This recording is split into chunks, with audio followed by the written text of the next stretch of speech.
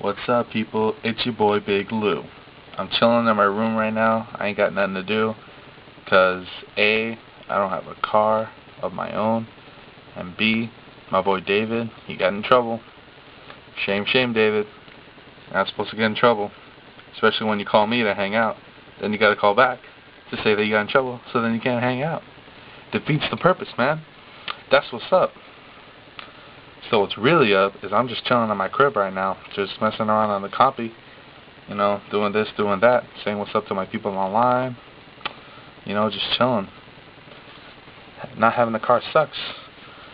It sucks, baby, because then you can't do a whole bunch of crap, like hang out with the people you want to hang out with, or get a good job, But that's the thing, yo. It's like a vicious cycle, because you need a good job to get a good car, but then you need a car to get a good job, because you need to get there, So it's crazy. So that's what's up right now.